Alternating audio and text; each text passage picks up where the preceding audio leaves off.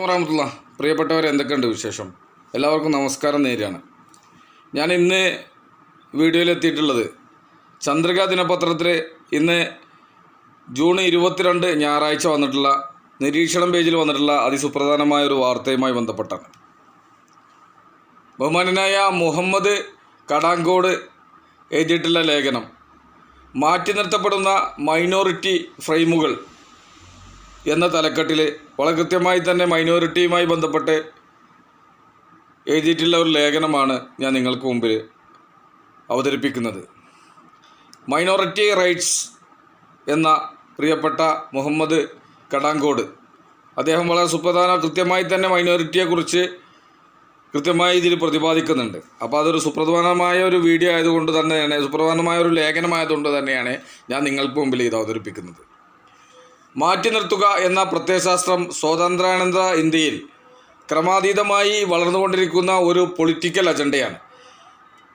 പ്രശസ്ത മാധ്യമപ്രവർത്തകൻ സയ്യിദ് നഖ്വിയുടെ being the other the Muslim in the India എന്ന പുസ്തകത്തിൽ മാറ്റി നിർത്തൽ രാഷ്ട്രീയത്തിൻ്റെ അപകടകരമായ യാഥാർത്ഥ്യങ്ങളെക്കുറിച്ച് വിശാലമായി സമർത്ഥിക്കുന്നുണ്ട്. അലിനേഷൻ, മാർജിനലൈസേഷൻ എന്ന പേരുകളിൽ അക്കാദമിക രചനകളിൽ ചർച്ചയാകുന്ന അപരവൽക്കരണം, പാർശ്വവൽക്കരണം തുടങ്ങിയ രാഷ്ട്രീയ തത്വങ്ങളും ബീൻ ഒദർ എന്ന പ്രത്യയശാസ്ത്ര അടിത്തറയിൽ നിന്നും ഉരവം കൊള്ളുന്ന രാഷ്ട്രീയ മുദ്രാവാക്യങ്ങളാണ്. സ്വാതന്ത്ര്യാനന്തര ഇന്ത്യയിൽ വ്യത്യസ്ത അടിസ്ഥാനത്തിലുള്ള ന്യൂനപക്ഷ സമൂഹങ്ങളുടെ സാമൂഹിക നിലയും അസ്തിത്വവും പഠന വിധേയമാക്കിയാൽ പ്രസ്തുത രാഷ്ട്രീയ മുദ്രാവാക്യത്തിൻ്റെ അടിവേര് ബോധ്യപ്പെടും.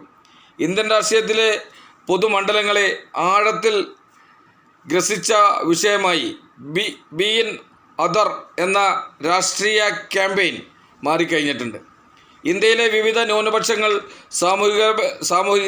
സാമൂഹികമായി ഇന്നും പിന്നോക്കമായി നിലകൊള്ളുന്നതും സ്വത്വം നഷ്ടപ്പെടുന്നതും അപൽക്കരണത്തിലൂടെയും അന്യവൽക്കരണത്തിലൂടെയും സമൂഹ മധ്യത്തിൽ നിന്ന് അവരെ മാറ്റി നിർത്തിയതിൻ്റെ അനന്തരഫലമായാണ്. വിശ്വപ്രസിദ്ധനായ അമേരിക്കൻ പരമോന്നത കോടതിയുടെ ജഡ്ജിയായിരുന്ന ഹാർലൻ സ്റ്റോണിൻ്റെ പ്രസ്താവന വളരെ പ്രസക്തമാണ്. ന്യൂനപക്ഷങ്ങളുടെ നിലനിൽപ്പില്ലാതെ ജനാധിപത്യത്തിനെ അതിജീവിക്കാനാവില്ല എന്നാണ് അദ്ദേഹത്തിൻ്റെ നിരീക്ഷണം. ഇന്ത്യയിലെ വ്യത്യസ്ത ന്യൂനപക്ഷങ്ങളും ആദിവാസികളും പാവപ്പെട്ടവരും വികലാംഗരും രാജ്യത്ത് നിലനിൽപ്പില്ലാത്ത വിധം വേട്ടയാടപ്പെടുന്ന സാഹചര്യം ജനാധിപത്യം നേരിടുന്ന അപകടകരമായ വെല്ലുവിളികളെക്കുറിച്ച് ബോധ്യപ്പെടുത്തുന്നത്. വേട്ടയാടപ്പെടുന്ന സാഹചര്യം ജനാധിപത്യം നേരിടുന്ന അപകടകരമായ വെല്ലുവിളികളെ കുറിച്ചാണ് ബോധ്യപ്പെടുത്തുന്നത്. കേവലം സോഷ്യൽ മീഡിയകളിലെ പരസ്യങ്ങൾ സ്കിപ്പ് ചെയ്യുന്ന ലാഘവത്തോടെ ഇന്ത്യ എന്ന വിഷ്വൽ പ്ലാറ്റ്ഫോമിൻ്റെ ഡിസ്പ്ലേ സ്റ്റാൻഡിൽ നിന്നും സാമൂഹികമായും മറ്റും വ്യത്യസ്ത കാരണങ്ങളാൽ അരികുവൽക്കരിക്കപ്പെട്ട ജനതയെ വിഭാവനം ചെയ്യുന്ന സമീപനം നിർബന്ധമായും പ്രതികരിക്കേണ്ട സാഹചര്യത്തോടെ നാം അടുത്തിരിക്കുന്നു. ഇന്ത്യൻ ഭരണഘടനയിൽ ന്യൂനപക്ഷം എന്ന വാക്കിന് ഒരു നിർവചനം കൊടുത്തിട്ടില്ലെങ്കിലും ഭരണഘടനയിൽ അനേകം പ്രാവശ്യം ന്യൂനപക്ഷം എന്ന പദം ഉപയോഗിക്കുകയും അതിൻ്റെ അർത്ഥം കൃത്യമായി വിവക്ഷിക്കുകയും ചെയ്യുന്നുണ്ട്. ഏത് മേഖലയിലായാലും കൂടുതൽ അംഗബലം വരുന്ന സമൂഹം ഭൂരിപക്ഷമായാലും മറ്റുള്ളവർ ന്യൂനപക്ഷമായാലും വിലയിരുത്തപ്പെടുന്നു. ഉദാഹരണത്തിന് മതപരമായി ഹിന്ദു സമൂഹം ഭൂരിപക്ഷമായിരിക്കുമ്പോൾ മുസ്ലിം, ക്രിസ്ത്യൻ, സിഖ് തുടങ്ങിയ മറ്റു മതവിഭാഗങ്ങൾ ന്യൂനപക്ഷമായി തുടരുന്നു. മതന്യൂനപക്ഷങ്ങൾക്കപ്പുറം ഭാഷാപരമായ ന്യൂനപക്ഷങ്ങൾ, വംശീയാടിസ്ഥാനത്തിലുള്ള ന്യൂനപക്ഷങ്ങൾ, സാമൂഹിക ന്യൂനപക്ഷങ്ങൾ, ലൈംഗിക ന്യൂനപക്ഷങ്ങൾ തുടങ്ങി ഇന്ത്യൻ ന്യൂനപക്ഷങ്ങളുടെ ലിസ്റ്റ് നീളുന്നു. ഇത്തരം ന്യൂനപക്ഷ സമൂഹങ്ങൾക്ക് ഭരണഘടനാപരമായി നമ്മുടെ രാജ്യം നിരവധി അവകാശങ്ങൾ അംഗീകരിച്ചു നൽകിയിട്ടുണ്ട്. അവരുടേതായ ഭാഷയും സംസ്കാരവും സംരക്ഷിക്കുവാനുള്ള അവകാശവും അവർക്കുണ്ട്. സർക്കാർ സ്ഥാപനങ്ങളിലോ സർക്കാർ സഹായം സ്വീകരിക്കുന്ന സ്ഥാപനങ്ങളിലോ കുട്ടികൾക്കോ ജാതിയുടെയോ മതത്തിൻ്റെയോ വർഗത്തിൻ്റെയോ ഭാഷയുടെയോ പേരിൽ പ്രവേശനം നിഷേധിക്കുന്നതോ പ്രവർത്തനത്തിൽ വിവേചനം കാണിക്കുന്നതോ ആർട്ടിക്കിൾ 29 പ്രകാരം വിലക്കപ്പെട്ടതാണ്. മേൽപ്പറഞ്ഞ വിദ്യാഭ്യാസ സ്ഥാപനങ്ങളിൽ ഇന്ത്യയിലെ ഏത് വിഭാഗത്തിൽപ്പെട്ടവർക്കും പ്രവേശനം നേടാനുള്ള അവകാശവും ഭരണഘടന പ്രദാനം ചെയ്യുന്നുണ്ട്. ആർട്ടിക്കിൾ 30 ന്യൂനപക്ഷങ്ങളെ സംബന്ധിച്ചിടത്തോളം വളരെ പ്രധാനപ്പെട്ടതാണ്. ന്യൂനപക്ഷങ്ങൾക്ക് വിദ്യാഭ്യാസ സ്ഥാപനങ്ങൾ തുടങ്ങാനും നടത്തിക്കൊണ്ടു പോകാനുമുള്ള അവകാശമാണ് ഈ ആർട്ടിക്കിൾ 1 വഴി കിട്ടിയിരിക്കുന്നത്. ധനസഹായം കൊടുക്കുന്നതിൽ ന്യൂനപക്ഷ വിദ്യാഭ്യാസ സ്ഥാപനങ്ങളോട് സർക്കാർ യാതൊരു വിവേചനവും കാണിക്കാൻ പാടില്ലെന്നും സർക്കാർ അംഗീകാരം ഈ സ്ഥാപനങ്ങൾക്ക് കൊടുക്കണമെന്നും നിഷ്കർഷയുണ്ട്. പൊതുനിയമങ്ങളിൽ മതത്തിൻ്റെയോ ജാതിയുടെയോ വർഗത്തിൻ്റെയോ ഭാഷയുടെയോ പേരിൽ യാതൊരു വിവേചനവും പാടില്ല എന്ന് ആർട്ടിക്കിൾ 16 അനുശാസിക്കുന്നു. പൊതു നിയമനങ്ങളുടെ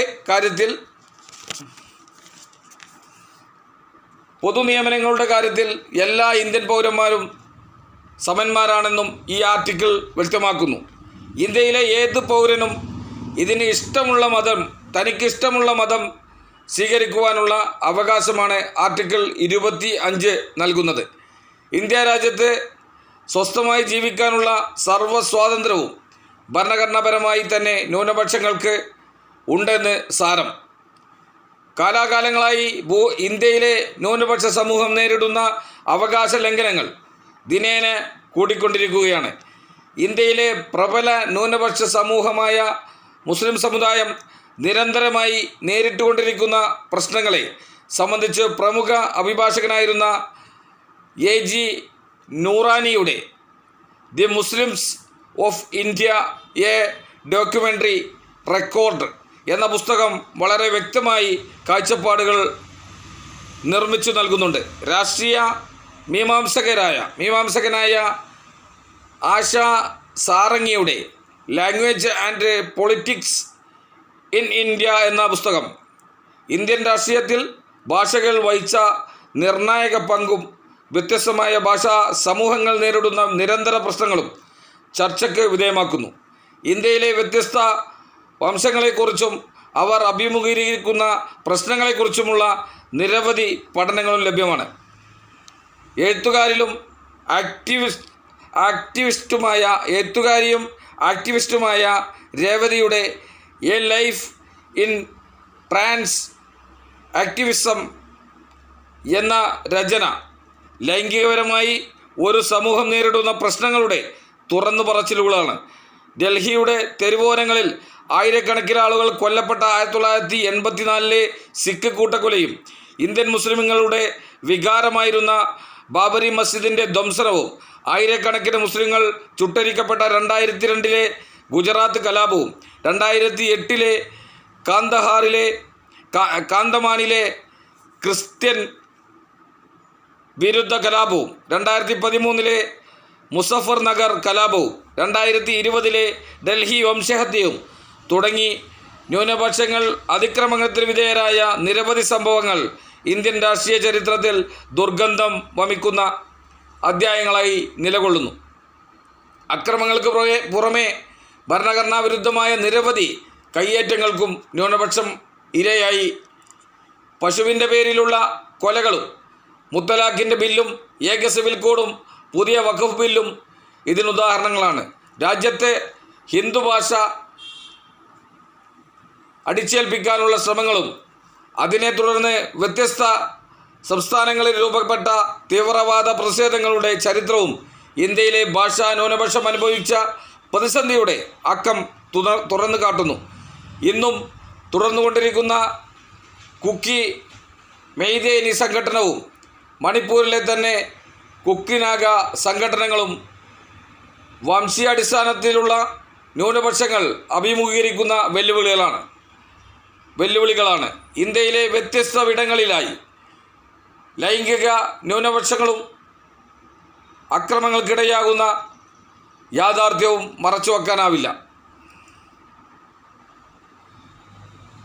ജാതീയതയുടെ ജയിലറകളിലെ ദളിതുകൾ എന്ന തലക്കെട്ടിൽ ആ ലേഖനത്തിൽ വേറൊരു പാരഗ്രാഫായിട്ട് വന്നിട്ടുള്ളതാണ്.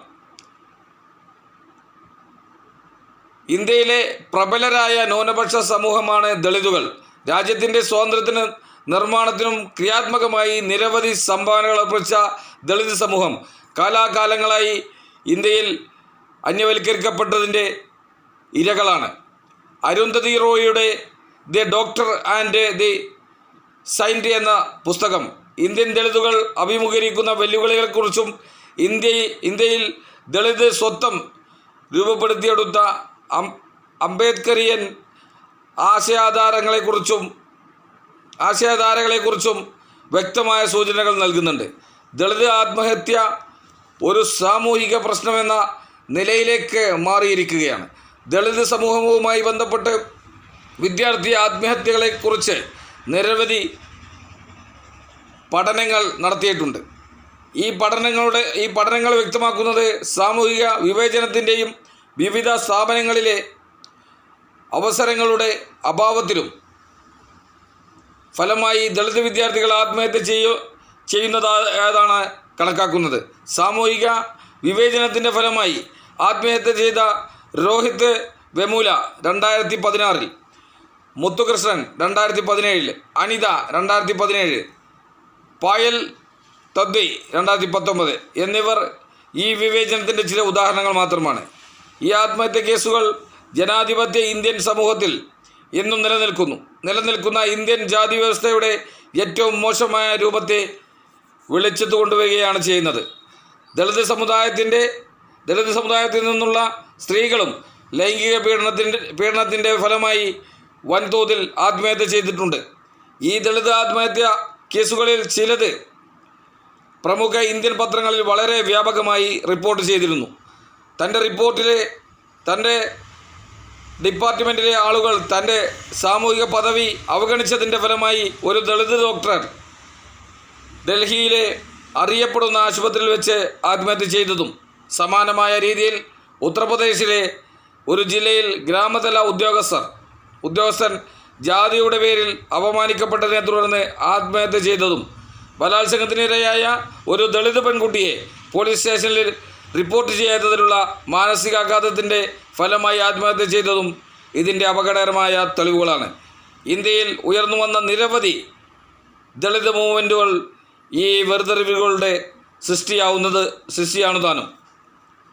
അദ്ദേഹത്തിൻ്റെ അവസാന ഭാഗം നാളെ പ്രസിദ്ധീകരിക്കാമെന്ന് പറഞ്ഞിട്ടുണ്ട്. ഈ ഒരു ലേഖനത്തിൻ്റെ അവസാന ഭാഗം അതിൽ കൃത്യമായി അത് എടുത്തു പറയുന്ന ഒരു പാരഗ്രാഫ് എന്നുള്ള നിലക്ക് വിശ്വപ്രസിദ്ധനായ അമേരിക്കൻ പരമോന്നത കോടതിയുടെ ജഡ്ജിയായിരുന്ന ഹാർലൻ സ്റ്റോണിൻ്റെ പ്രസ്താവന വളരെ പ്രസക്തമാണ്. ന്യൂനപക്ഷങ്ങളുടെ നിലനിൽപ്പില്ലാതെ ജനാധിപത്യത്തിന് അതിജീവിക്കാനാവില്ല എന്നാണ് അദ്ദേഹത്തിൻ്റെ നിരീക്ഷണം. ഇന്ത്യയിലെ വ്യത്യസ്ത ന്യൂനപക്ഷങ്ങളും ആദിവാസികളും പാവപ്പെട്ടവരും വികലാംഗരും രാജ്യത്ത് നിലനിൽപ്പില്ലാത്ത വിധം വേട്ടയാടപ്പെടുന്ന സാഹചര്യം ജനാധിപത്യം നേരിടുന്ന അപകടകരമായ വെല്ലുവിളികളെക്കുറിച്ചാണ് ബോധ്യപ്പെടുത്തുന്നത്. പ്രിയപ്പെട്ട മുഹമ്മദ് കടാങ്കോടിൻ്റെ ലേഖനം വളരെ കൃത്യമായി തന്നെ മൈനോറിറ്റിയെക്കുറിച്ച്, ന്യൂനപക്ഷങ്ങളെക്കുറിച്ചുള്ള ലേഖനമാണ്. മാറ്റി നിർത്തപ്പെടുന്ന മൈനോറിറ്റി ഫ്രെയിമുകൾ എന്ന തലക്കെട്ടിൽ അദ്ദേഹം എഴുതിയിട്ടുള്ള ലേഖനം സുപ്രധാനമായി തന്നെ ഇന്നത്തെ ചന്ദ്രികയിൽ നമുക്ക് വായിക്കാൻ കഴിയും. നിരീക്ഷണം പേജിൽ ഇന്ന് ജൂൺ 22 ഞായറാഴ്ച എഴുതിയ ലേഖനം ഞാൻ നിങ്ങൾക്ക് മുമ്പിൽ അവതരിപ്പിച്ചതാണ്. വളരെ കൃത്യമായി തന്നെ മൈനോറിറ്റിയുമായി ബന്ധപ്പെട്ട് അദ്ദേഹം പോയിന്റുകൾ ഉൾക്കൊണ്ടുകൊണ്ട് അദ്ദേഹം ഇന്ന് എഴുതിയിട്ടുണ്ട്. അതോടൊപ്പം തന്നെ അദ്ദേഹത്തിൻ്റെ മറ്റുള്ള ലേഖനത്തിൻ്റെ ബാക്കി ഭാഗവും കൂടി അദ്ദേഹം നാളെ പ്രസിദ്ധീകരിക്കുമെന്ന് പറഞ്ഞിട്ടുണ്ട്. ഇൻഷാ അല്ലാഹ് അള്ളാഹുവിൻ്റെ തൗഫീഖോടുകൂടെ നാളെയും ഞാൻ അദ്ദേഹം എഴുതിയ ബാക്കി പങ്ക്തി കൂടി നിങ്ങളുടെ മുമ്പിൽ അവതരിപ്പിക്കാൻ അള്ളാഹു തൗഫീഖ് നൽകട്ടെ എന്ന് കൂടി ആത്മാർത്ഥമായി പ്രാർത്ഥിച്ചുകൊണ്ട് ഇന്ന് സംസാരിക്കാൻ ഈ ഒരു മൈനോറിറ്റിയുമായി ബന്ധപ്പെട്ട് ഈ ഒരു ഈ ഒരു ലേഖനം നിങ്ങൾക്ക് മുമ്പിൽ അവതരിപ്പിക്കാൻ കഴിഞ്ഞുള്ള സന്തോഷം അറിയിച്ചുകൊണ്ട് ഞാൻ എൻ്റെ വാക്കുകൾ അവസാനിപ്പിക്കുന്നു. നിങ്ങൾക്കെല്ലാവർക്കും 1000 നന്ദിയും കടപ്പാടും അറിയിച്ചുകൊണ്ട് നിർത്തുന്നു. ജയ് മുസ്ലിം ലീഗ്.